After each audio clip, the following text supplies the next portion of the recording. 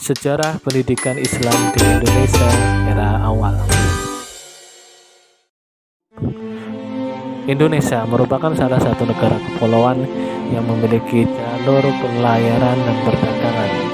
Hal tersebut menjadi daya tarik bagi negara-negara yang lain.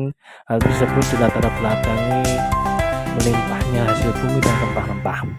Sejak awal abad Masehi, wilayah pesisir di daerah Indonesia seperti Lamuri, Barus, Palembang, Sunda Kelapa, dan Gresik menjadi salah satu pelabuhan bagi para pedagang asing. Adapun pada abad ke-7 Masehi, pedagang Muslim dari Arab, Persia, India mulai memasuki wilayah Indonesia dan melakukan perniagaan.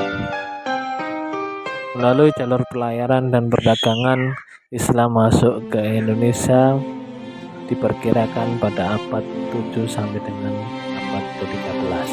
Hal tersebut berdasarkan pada beberapa teori seperti teori India, teori Arab, teori Persia, dan teori Jin. Dalam prosesnya, selain melakukan kegiatan perniagaan, umat Islam yang berasal dari Timur Tengah maupun India melakukan dakwah. Hal tersebut dilakukan dengan memperkenalkan ajaran Islam pada masyarakat pribumi. Selain memperkenalkan kaifiat ibadah, para saudagar Muslim melakukan interaksi dengan masyarakat pribumi. Hal tersebut menjadi salah satu akses bagi masyarakat pribumi untuk mengenal lebih dekat berkaitan dengan Islam. Masyarakat pribumi mulai mengenal Islam melalui beberapa jalur, yaitu jalur perdagangan, perkawinan, tasawuf, pendidikan, kesenian, dan politik. Melalui jalur-jalur tersebut, kalangan pribumi mulai tertarik dengan Islam dan mulai masuk ke dalam agama Islam. Hal tersebut menjadi dasar bagi munculnya lembaga-lembaga pendidikan. Selain melalui interaksi, maka kebutuhan untuk menyalurkan pendidikan melalui lembaga pendidikan perlu dilaksanakan. Setidaknya terdapat 3 step berkaitan dengan lahirnya lembaga pendidikan dalam Islam pada era awal. Yang pertama, melalui interaksi antara pedagang Arab dengan orang-orang pribumi yang lambat laun melakukan konversi agama. Dalam prosesnya, masyarakat tersebut membentuk komunitas dan komunitas membutuhkan akan lembaga pendidikan. Maka lahir lembaga pendidikan pada era awal, yaitu masjid maupun langgar dan surau. Pada proses pembelajaran lembaga pendidikan era awal, sosok kiai menjadi peran sentral. Hal tersebut mengindikasikan bahwa kiai menjadi salah satu orang yang berperan aktif dalam proses penyebaran ajaran Islam. Dan itu terdapat pula kitab kuning sebagai salah satu sumber referensi utama dalam proses pembelajaran.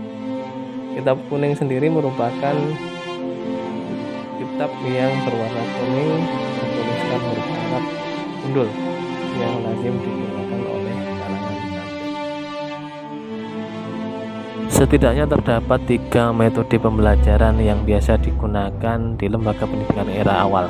Yang pertama adalah sorogan, yaitu kegiatan proses pembelajaran yang dilaksanakan secara individual, di mana santri berhadapan-hadapan dengan seorang guru atau seorang kiai dan terjadi interaksi antara keduanya.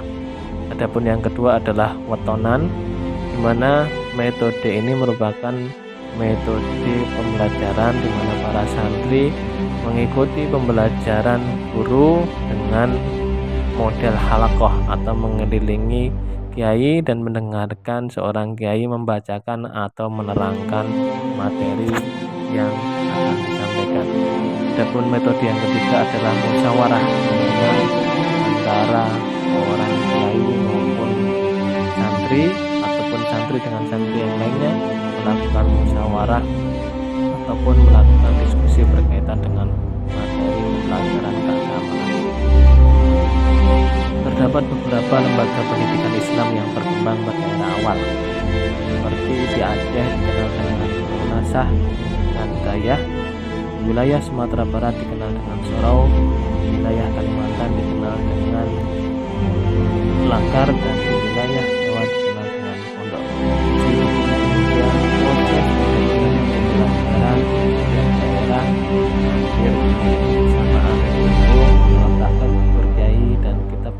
sebagai proses atau sebagai sumber belajar.